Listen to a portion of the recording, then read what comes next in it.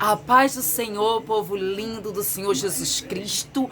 Quem vos fala é a missionária Shirley. Achou que eu tinha esquecido de gravar o nosso vídeo da palavra do Senhor? Eu convido a você então que ainda não se inscreveu no meu canal, Shirley com I, Shirley Origem Oficial, eu convido a vocês para estar meditando na palavra do Senhor. Hoje nós vamos de uma palavra muito importante aos nossos corações. A Bíblia toda é uma palavra enfática que transforma a nossa alma, o nosso ser, que produz algo novo para uma vida eterna com Cristo sobre nossas vidas. Então eu já quero te convidar a abrir a sua Bíblia hoje no livro dos Hebreus, capítulo 12. Nós vamos falar um pouquinho sobre o dever de ser um filho, a plena liberdade que Deus nos dá e aonde os nossos olhos devem estar focados, aonde a direção do nosso espiritual tem que estar edificada, que é no Senhor Jesus, correto? Então vamos de leitura, Hebreus capítulo 12, eu já convido a você a compartilhar, a comentar, a deixar o seu like, porque isso é muito importante, conforme você compartilha para mais pessoas, as pessoas recebem o evangelho, o canal cresce e mais pessoas são abençoadas pela palavra do Senhor. Vem para cá pro canal Shirley Origem Oficial. Eu prometo que você não vai se arrepender. São palavras que transformam a nossa alma. Vamos de leitura? Hebreus 12 diz assim: portanto, visto que nós também estamos rodeados de uma tão grande nuvem de testemunhas, deixemo-nos de lado todo o peso e o pecado que tão de perto nos rodeia. Corramos com paciência a corrida que está proposta diante de nós, olhando para Jesus, o autor e o consumador da nossa fé, o qual, pela alegria que lhe foi proposta, suportou a cruz, desprezando a desonra, e está assentado à destra do trono de Deus. Considerais, pois, aquele que suportou tais contradições dos pecadores contra si mesmo, a fim de que não fiqueis exaustos e desencorajados em vossas mentes. Vós ainda não resististeis até ao sangue, lutando contra o pecado. Vós esqueceste da exortação que vos fala como a filhos. Filho meu, não despreze o castigo do Senhor, não desfaleça quando fores repreendido por ele, pois aquele a quem o Senhor ama também castiga e açoita cada filho que recebe. Se suportais o castigo, Deus vos trata como filhos, pois qual é o filho a quem o pai não castigue? Mas se ficais sem castigo, do qual todos são feitos participantes, então sois bastardos e não filhos. Além do mais, tivemos pais segundo a carne que nos corrigiam e nós lhes prestávamos reverência. Não devemos então nos sujeitar muito mais ao Pai Celestial e viver? Porque aqueles verdadeiramente por um tempo nos corrigiam como bem lhes parecia, mas este para a nossa vantagem, para que possamos ser participantes de sua santidade. Porém, nenhum castigo parece ser prazeroso para o castigado, mas angustiante. Contudo, posteriormente produz um fruto pacífico de justiça para aqueles exercitados por ele.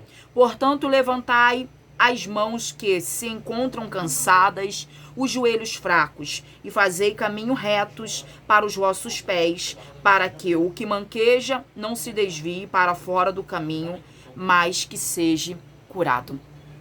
A palavra dos Hebreus é tão enfática e nos relatar que nós estamos rodeados de uma tão grande nuvem de testemunhas. Nós somos testemunhas de Cristo aqui na terra. Nós somos pequenos Cristo, cristões significa pequenos Cristos. Então nós somos uma parte de Jesus, uma parte dos ensinamentos do qual Cristo tem expressado sobre as nossas vidas, do qual o Filho do Deus Altíssimo se fez carne, a própria palavra, e habitou no meio do homem para que nós pudéssemos ser participantes da casa do Pai. Quando todos nós já estávamos afastados, proveniente do pecado de Adão e Eva, foi trazido algo para que nós pudéssemos retornar para a casa do Pai. A Bíblia vai dizer em Hebreus 12 que essa nuvem de testemunho nos rodeiam. Mas, missionária, quem é essa nuvem de testemunhos? São pessoas que precisam ver que eu e você somos parte de Cristo. São pessoas que ainda precisam ouvir o evangelho. São pessoas que ainda precisam ser libertas. Nós precisamos ser libertos todos os dias. Mas são pessoas que precisam conhecer Jesus de perto. Talvez essa pessoa está do seu lado agora. Talvez essa pessoa está dentro da tua casa. Talvez essa pessoa seja um parente seu. Talvez essa pessoa seja alguém que não tem motivação nenhuma. Que já não acredita mais em ninguém, nem em nada. É como se fosse alguém que fosse um ateu, que não acredita nas coisas de Deus. Mas a Bíblia está dizendo que mesmo assim estamos cercados, seja ele acreditando ou não acreditando, nós estamos cercados de pessoas que ficam observando nossos andamentos diante da presença do Senhor. A Bíblia vai dizer em Hebreus que nós temos que olhar para o Senhor, porque apesar dessa nuvem de testemunho nos observar, também existe o pecado que nos rodeia, como nós lemos no versículo 1. O pecado nos rodeia de várias formas. As formas que mais contradizem o que Deus se agrada. O pecado é aquilo que magoa o coração de Deus. É aquilo que o ser humano pratica com afinco, mesmo sem ele querer. É como Paulo, o apóstolo Paulo, vai ilustrar em uma das suas epístolas, que o bem que eu quero, esse eu não faço. Mas o mal que eu não quero, esse eu faço depressa. O ser humano é dessa forma. O bem que nós queremos fazer, nós não conseguimos. Observe que todas as vezes que alguém se proporciona a se endireitar, a tomar um rumo correto, vai existir alguns intérpretes, algumas barreiras, alguns intercálogos para poder nos impedir a chegar na posição correta. Vai existir alguém que vai dizer que você não precisa mudar, que o seu jeito outrora era melhor, que a forma que você se comportava era melhor. Mas Deus está te propondo uma oportunidade, uma nova vida com Ele. A Bíblia vai dizer que nós temos que correr da aparência do mal, correr na nossa corrida paciente, alcançar a graça de Deus. Porque quando a Bíblia diz que Cristo, ele se deu na cruz do Calvário, aqui em Hebreus, está dizendo que ele colocou essa proposta na nossa vida, que nós corramos para o alvo, que é ele, que é Cristo Jesus, esquecendo-se das coisas passadas, esquecendo do que nós praticamos no passado, esquecendo das más conversações, dos más costumes, das prostituição, daquilo que desagrada o coração de Deus, e prossigamos para o alvo, que é Cristo, que é o autor e o consumador da nossa fé. Pois em Cristo nós acreditamos e cremos que ele morreu por todos, que ele morreu por mim e por você, mesmo quando nós estávamos lá fora praticando tantas atrocidades. Nós acreditamos e nós cremos que Jesus Cristo morreu e ressuscitou ao terceiro dia para mostrar que ele tem domínio sobre a morte. O pecado, ele produz a morte, mas o arrependimento, ele produz vida. A Bíblia vai dizer em Hebreus 12, que nós temos que olhar para Jesus. Nós temos que obedecer às regras do Pai. Porque a Bíblia vai dizer nesse capítulo que nós temos pais carnais. Alguns já não têm mais seus pais vivos, mas outrora, quando ainda criança, foram castigados segundo a vontade de nossos pais. Segundo a vontade que eles acharam que era correta, Segundo a vontade do que eles acharam que estavam fazendo bem. Observe que um pai ou uma mãe, quando leva uma criança ao hospital e essa criança precisa ser vacinada, a enfermeira pede que nós posicionemos a criança, seguramos com força para que ela não se mexa, para que essa agulha não venha quebrar. Mas essa força que eu e você fazemos, eu como mãe, você como mãe, como pai, ouvinte que está me assistindo agora, nós estamos fazendo uma força com os nossos filhos porque nós queremos o bem dele. Nós queremos que eles cresçam, produzam frutos verdadeiros, assim como as Sagradas Escrituras está relatando. Outrora, como criança, criança, muitas das vezes, né, fomos castigados severamente, somente no intuito, no pensamento dos nossos pais, que estavam fazendo bem para que nós não se tornasse pessoas mau caráter, mas que nós tivéssemos um caráter forjado desde a infância. Então a Bíblia vai estar dizendo, se os nossos pais que nos corrigiam, nós prestamos reverência, respeito, porque eu creio que ainda existe filhos, assim como os meus, que prestam reverência e respeito aos seus pais. Eu creio ainda que existe filhos que quando os pais falam, abaixam sua cabeça. Agora quero trazer as Sagradas Escrituras. Imagine agora o próprio Deus, o Pai Celestial agora, nos castigando, porque Hebreus vai dizer que o nosso Deus, ele nos castiga, ele nos açoita, mas esses açoites dói, missionária, porque os açoites são consequência dos erros, os açoites são consequência dos meus pecados, não é porque Deus quer que eu venha sofrer.